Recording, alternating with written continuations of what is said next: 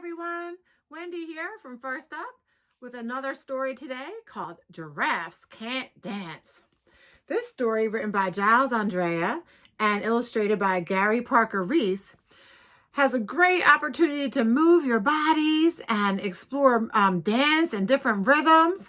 And also, as we know, books may have other opportunities to think about other kinds of learning we can do with the children that we share the stories with. And in this book, we might think about animals, different types of animals, or the setting of the book, where the book takes place. In Africa, there's some parts in the jungle and even on the African plains. Also, we might even think about another topic of being different. In this story, we find out that Gerald doesn't dance like the other animals. And guess what? That's okay. All of us as human beings, we approach tasks in different ways, and our bodies may have different abilities, and that's okay. So this is a great opportunity to talk about being different and being a friend to someone when they're different. At one point, the animals in the story say some very unkind and somewhat mean things to Gerald. We could talk about how that's not okay. If another human being is a little bit different or does something different or looks different, we can think about, whoa, we don't need to say those mean things. So a great point of conversation.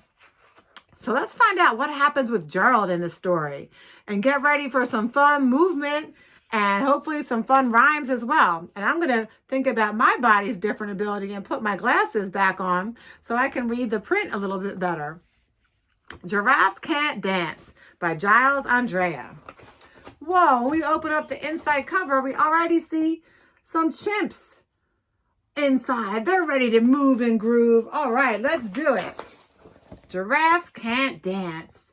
And now we see a couple of warthogs. I see one warthog balancing on his one foot.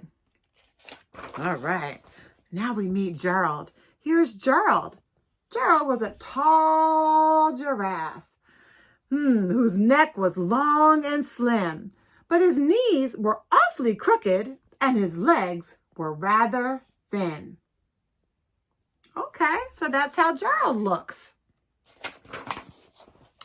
He was very good at standing still and munching shoots off trees. Munch, munch, munch. But when he tried to run around, he buckled at his knees. Okay, now he buckled. Wow, we're rhyming. Trees and knees. Now, every year in Africa, they hold the jungle dance, where every single animal turns up to skip and prance. Wow, all many different kinds of animals. And there's a sign that says, Jungle Dance. And this year when the day arrived, poor Gerald felt so sad. Because when it came to dancing, he was really very bad. Let's find out more.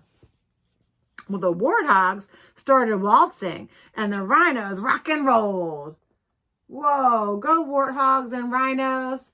Oh, and here's the lions. The lions danced a tango that was elegant and bold. Wow, great describing words. And I see they're dancing with partners. They're doing partner dances.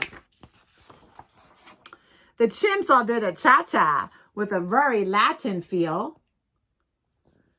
And 8 baboons then teamed up for a splendid Scottish reel. So different types of dances from different parts of the world.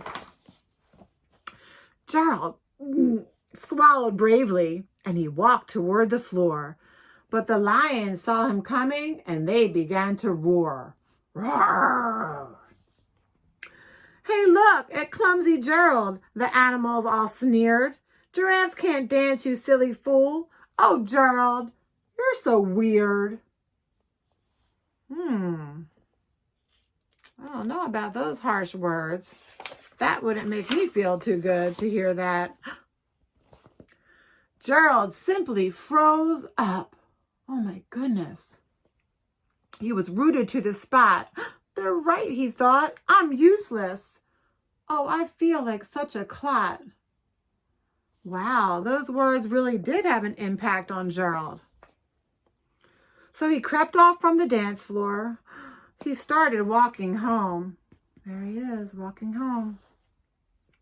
He'd never felt so sad before. So sad and all alone. Wow.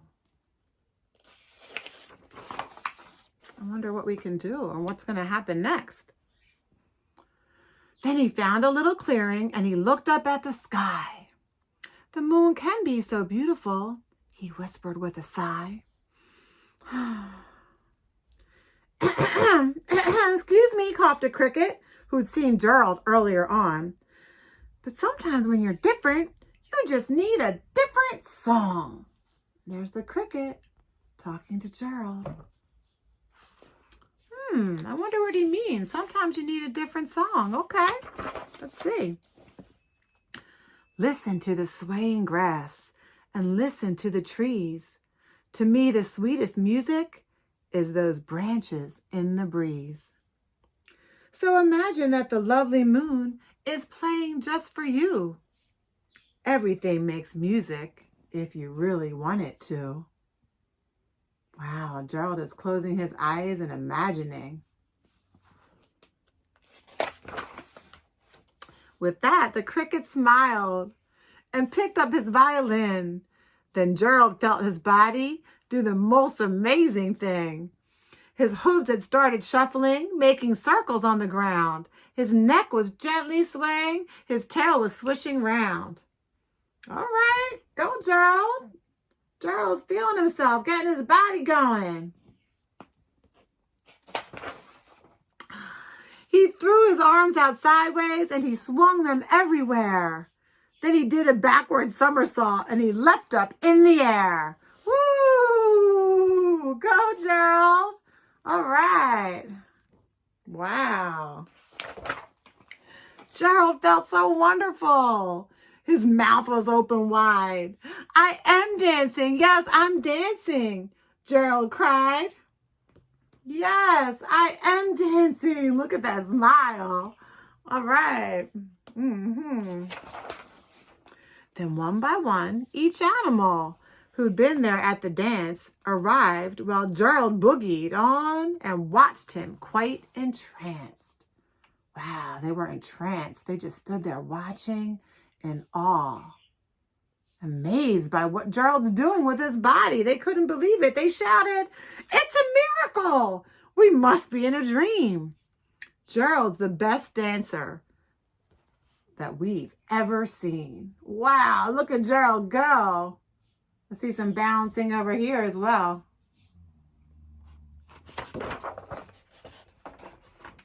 Then they said, "How did you learn to dance like that?